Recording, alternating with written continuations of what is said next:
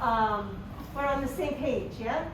And again, anytime you want to review something, just let us know, and we'll do that.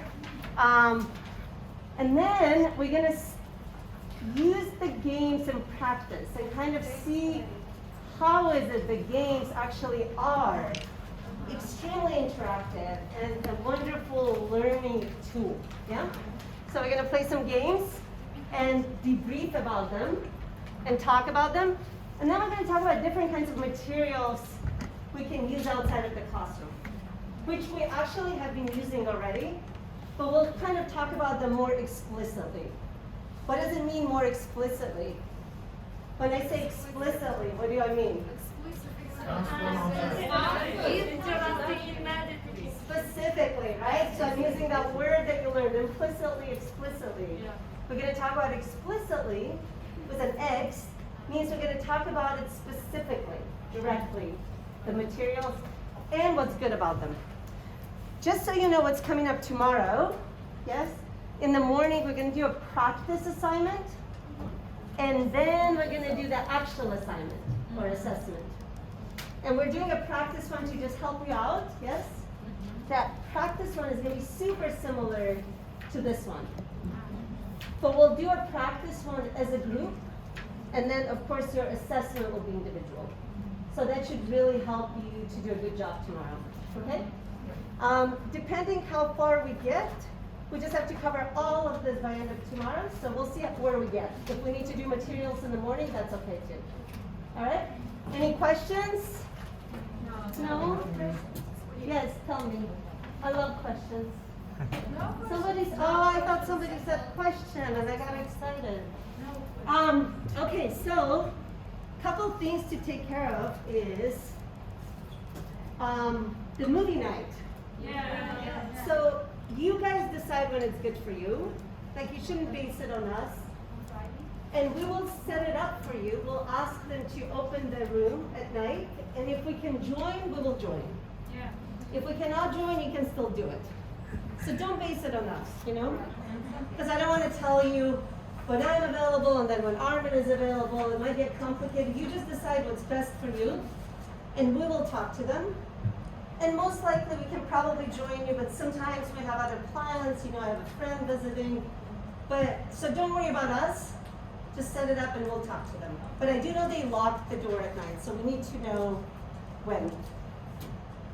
And some of you asked which movie. I can recommend some stuff. To be honest, I'm so worried because most American movies are R-rated. So I'm afraid anything I recommend will have something in it that will offend someone. So maybe I can try to give some suggestions. But it'd be nice if you decide. I don't want to spend time on it now. Maybe we can do it in the informal telegram. But this is the reason I haven't specifically recommended a movie, because content is okay for an American audience, but not always okay outside. Yeah, and I don't want to be the judge. However, that first one you listed about teacher, I think is PG-13, but and it's about teaching. But anyway, you decide. If you need some suggestions, we're happy to do it. But okay. Good, so Thursday, or Friday, but you just let us know? Yeah, I saw Thursday on there. But what I meant is you decide and we'll arrange it, yeah? Okay, good. Let's do some review questions. So some of the things, and we'll just do this quickly so we can get into the lesson, but those were some of the questions that came up that some of you asked me, and I decided instead of answering you individually, we can maybe do it together because maybe more than one of you are still unclear about some of these ideas. And maybe since you've asked, maybe you've become clear, and that's okay too. So what is rapport? What is that word? Please.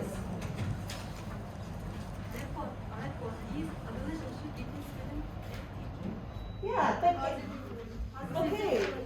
Very good. It's exactly that, but it's not just about student and the teacher. You could just say, I have a really good rapport with my coworker. I have a really good rapport with my friend, right? So it's a kind of respect. It's a harmonious, to be exact definition, I think it's harmonious relationship. Where, when you connect, when you understand each other, it's harmonious. So you can use it in many situations. And of course, with the teacher and student, you can use it as well. You have a good rapport with your students. That means students connect with you, they respect you, yes, they like you, all of those things. But I want you to know that it's not only in the classroom that you can use this. Yeah, okay. Somebody asked, how do you actually practice gradual release? Yes, and again, maybe it's become clear since then, but let's just review. Yeah. Gradual release response, it's your method. First of all, you give input, then highly controlled practice, then moderate controlled practice, and then free practice. It will be like, first of all, so knowledge, and then teamwork, then group work, and then individual work without help. Good. Okay. So the steps again are, what did you say first? Input. What is input? Okay, so when students receive information, very good. There are different ways to receive or to give information. By reading and listening. Right, or remember inductively or deductively. They're both giving information. We often push you to do inductive because through linguistics, through research, we know that people learn faster if we don't bombard them with rules, if we try to let them figure out the rules and then tell them what it is, but they're both input, yes? Okay, input, then what do we have? Okay, Highly controlled. so after input, it's all practice, yes? Yes. So, Highly controlled. kind of like, I don't know if this will help you. Can you see this? Yes. So, this is, let's say, the teacher, okay, T, and this is a student. In the beginning, in the input, teacher is taking up the majority of the time, right?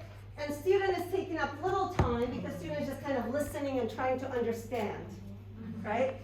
And then, what comes after input? So this is input. Highly controlled. Okay, highly H controlled. So teacher is still, it's pretty thick, yeah? But student is a little bit more involved. Because remember, input is just the first step. What follows is what's important. It's practice that matters. Input, we only do it because it's like necessary, right? But it's the first step, yeah? Okay, so in highly controlled, there's a little more involvement by student because student is not just listening, they're making things. They're doing something with the information, new information, yes? What is one good example of highly controlled activity? Matching. Okay, good. And it's controlled because information is given, and it's like, okay, just practice. Yeah? Do we want to spend a lot of time on highly controlled? We're going to try to spend short time on this. Okay? But of course it's necessary. Yeah? Okay, what comes after? Moderately controlled, yes? And you can see if you think of this triangle as a teacher, Less control. yeah, the influence is less. Yes. And the influence or the of the student is almost like similar. I mean, this is just a graph to help you if it helps you, but student is more involved, right? Partially because they probably understand it better, yes? But also because teacher is allowing them to have more freedom, right? So what's a good example of moderately controlled? Yeah, find someone who Or make a story, draw picture, given picture. Yeah, remember the words I gave you? Yes. So they had lots of freedom. You can come up with many sentences, but it was with given words. Why find someone who not a free activity? Because you provide them some instructions. Because the questions are provided. But it's definitely not matching, yes? It requires more. Okay, good. And then we have free. And as you can see, teacher is least involved at this point. But guess who is involved?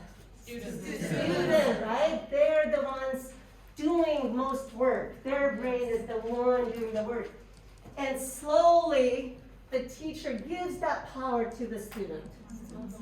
What is a good example of free control? Role play. Good. Now, one of you asked at some point. Sorry, Tamika. Yes. I have a question. Yes. Yesterday, during the assignment, I chose second and third grade students, and I faced some problems free activity for them because in Uzbekistan or any secondary language students, I mean ESL, learners don't know, can't do some free activities. For example, little students, I mean second grade students, cannot do any role play maybe freely, don't make up dialogues. And when I choose and brought high controller, moderately controller, it was easy for me to find. But I have some problem with free activities. No problem. How can I choose? Yeah, that's why I wrote that question, because of your question. That was for you, and I want to answer it together. So thanks for bringing it up. So you heard her. She said she has a hard time finding free activity because they're young learners. Do you think this is a problem? Yes. It really shouldn't be, because free activity does not mean you have a full-on conversation about politics. Free activity just means it's freer than this and this. It's all compared to this, right? So it doesn't mean it has to be, they have to put on a play. It doesn't mean they have to put on make a music video. It just means compared to what they learned and compared to what they did for controlled and then moderately controlled, it's freer compared to that. Right? It's a gradual release in this triangle, not in general. So let's think of some activities. Does that make sense? Yes. Let's think of some activities. Let's help her think of some activities. For example, if the theme was new words, for example, Yes. for family, Yes. can we put different letters as a free activity and ask them to make words for family with these letters? Well, it will be Spelling. It could be somehow moderately, but it could be free. Depends how much freedom you allow. If it's just a letter, you mean words? letters. Given words? No, for example, letters A, B, C, D, only letters Okay, and how do they know? How do they use the letters? to make up words. Oh, to make up words. Yes. Okay. Maybe it's somehow between moderately and And free. free. Can you think of some other ideas? I have experience at my third grade. There is scene. It is my bedroom, and there is picture with explanation what is pillow, what is bed, etc., etc. And we have free space where they should write something. But I said them to draw their room Yeah. and describe with simple words. For example, I love my bedroom. I have pillow. I have bed. I have computer like this. And I Yeah, the think it's words free. could be simple, but it's free because they're talking about their own bedroom, right? For instance, so they have to produce English on their own without the text, without your assistance, without much scaffolding. Maybe there's still a little bit scaffolding, or maybe there's not. It depends on your students, yeah? But the idea of this is that you're providing less and less scaffolding, because remember that bicycle Yes. metaphor? You let go of the bicycle. They go on their own. So they can make simple sentences. It doesn't have to be complicated. If they just learned fruits, they can talk about fruits they like. This is free because it's what they like. The idea is that you're not giving them specific things to do. You're just allowing them to think and express themselves in English. So, okay, there could be short dialogues, simple dialogues. What else could it be? So drawing could be part of it. Can be drawing pictures, Drawing pictures. making videos. They could make some, for sure they could make videos. Role plays. Right, but she's saying it's hard for second graders, so something simpler. Could they do? Right. For example, One second. if you teach their body parts Uh-huh. and you give them some vocabulary and you give everything them, you just can ask them to draw their own animal, for example, and kind of paint it, Right. or create an animal and just say what is leg, what is. Or they can come up with their own imaginary friend. I mean, it could be anything, right? Come up with an imaginary friend and tell me the body parts, tell me what color their hair is. Come up with your, I don't know, your perfect vacation. Right? I mean, it depends on the theme, right? So I can't give you a specific thing. Or come up with an alien, right, that has different body parts. Or maybe come up with your own story. What happens with a banana that meets a pineapple on the street, right? I mean, it could be anything. It doesn't have to be complex. What makes it free is not that it's hard. The level has to match the learner.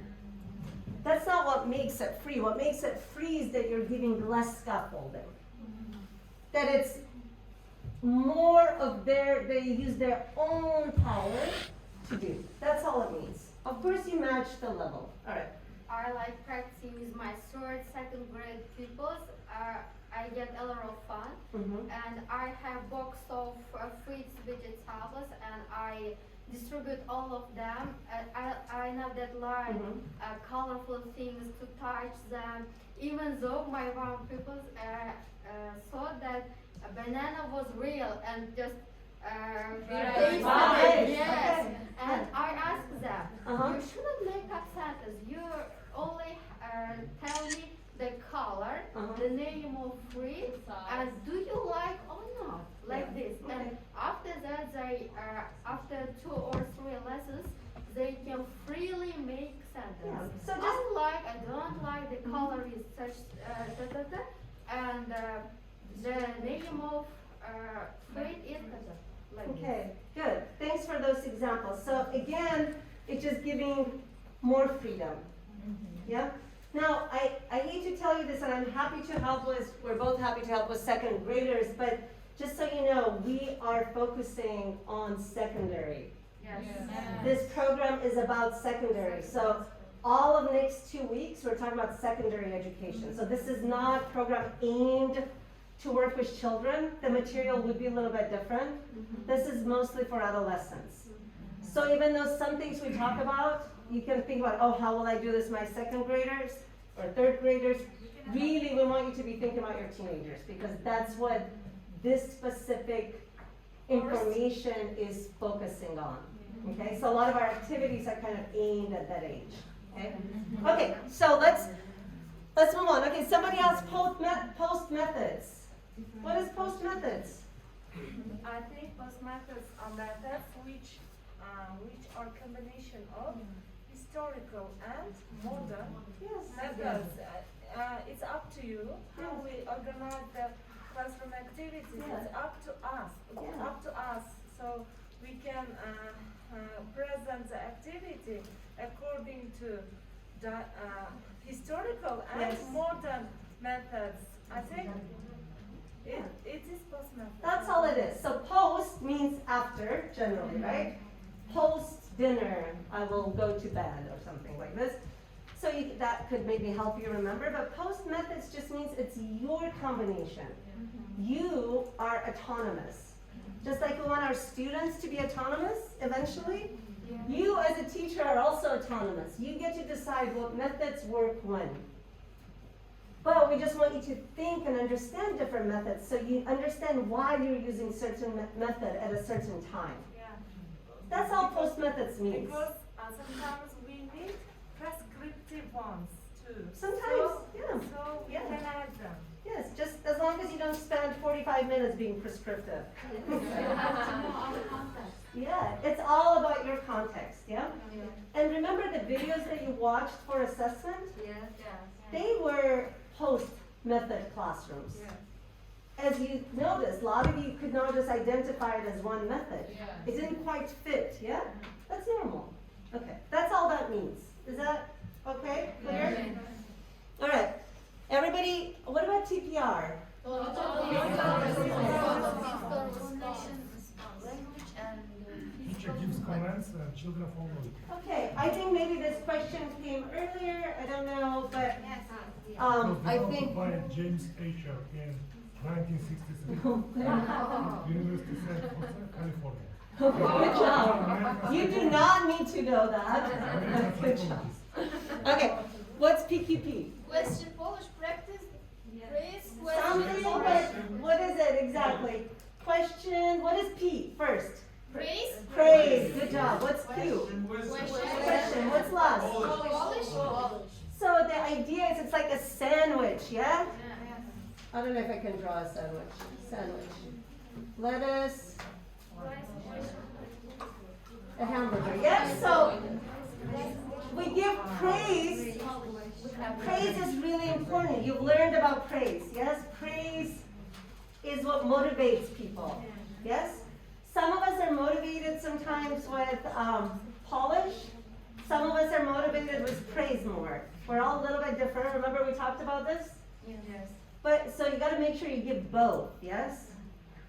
So praise is important so the student knows what they're doing well, so they're excited. But we also always need to have some kind of polish.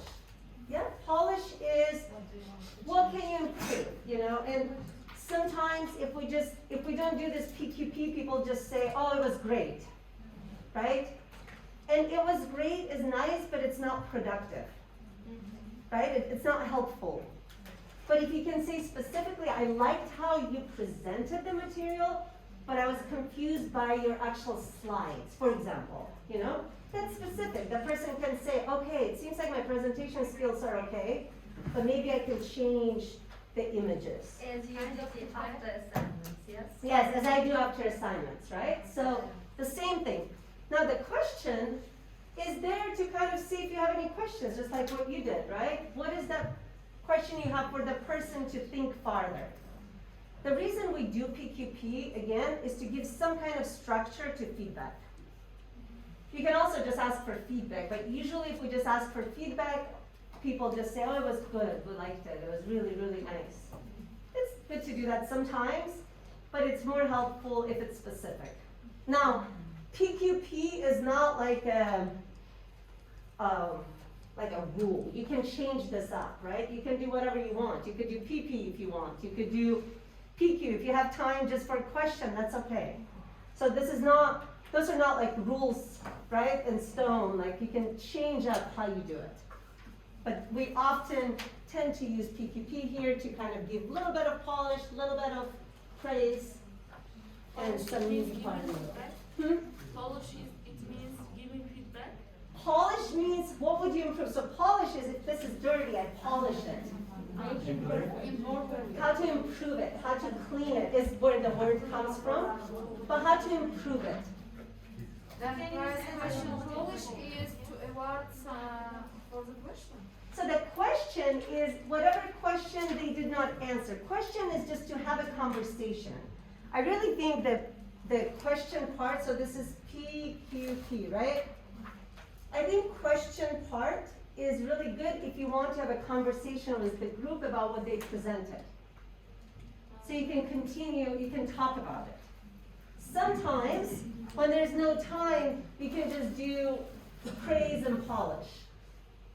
But it's great if you can do all three. Question could be like, okay, I saw that you did this, but why did you use 2 people to present instead of 1? Like, just anything that you want a clarification. And it's a good way to communicate with the group, or with, whoever presented. Okay? All right. What is affective filter? This came up. Let's have someone else. Yeah. Means the question to learn depends on students' mood and spiritual condition. Okay, mood and what else? One more time? Spiritual condition. Condition, spiritual, emotional condition. Okay, can somebody add anything?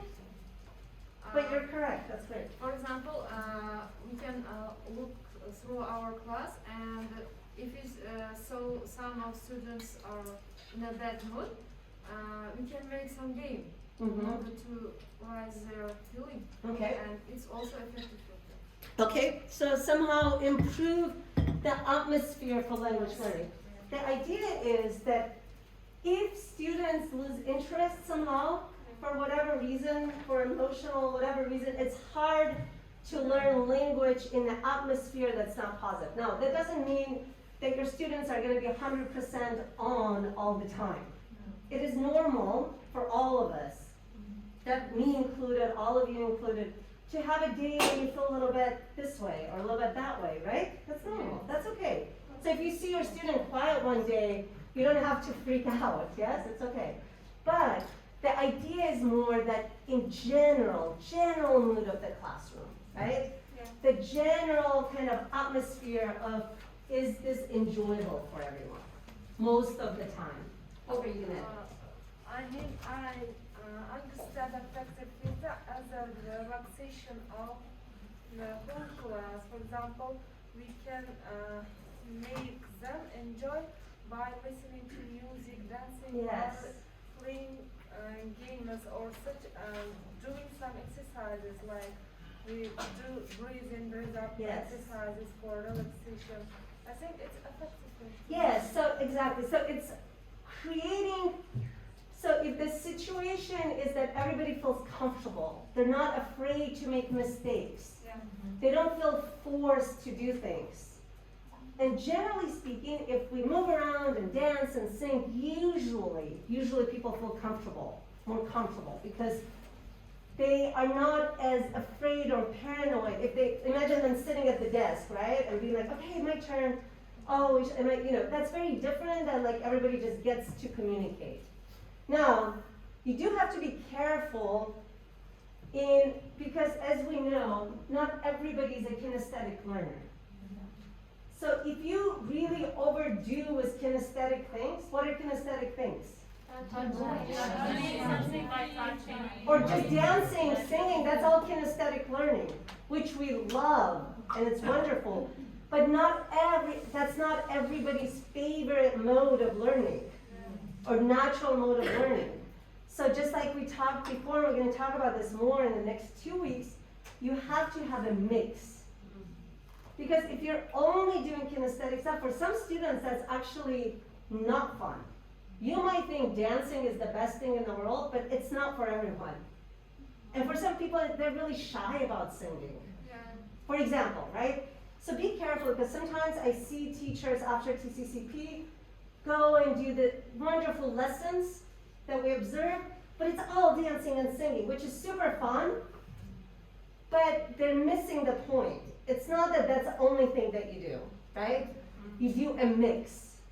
You do a mix and to make students, all kinds of students, feel comfortable, right? But yeah, the idea of the affective filter is how can we make atmosphere relaxing so students are not afraid to make mistakes and are not afraid to be judged somehow, yeah? Okay, good. I think that was all the questions I got from assessment. So hopefully for some of you, something's cleared. Yeah. Continue, good. Continue asking. Just like making mistakes, if you have questions and if you're a little bit confused about something, what does that mean? You're learning, right? Just like if our students are making mistakes, that means they're learning. So same thing with you. That means you're being challenged. If you submitted an assignment at one point and everybody got 100%, we would be like, oh no, like we gotta make this harder. Like this is too easy. It's not because we want you to fail, that's not the idea, but we want you to feel challenged, that you're learning new things, yeah? Okay, good. Good job. All right, so keep the questions coming when you have them, and we'll try to do a review whenever we have time. All right, now we're gonna do our stay and stray games. So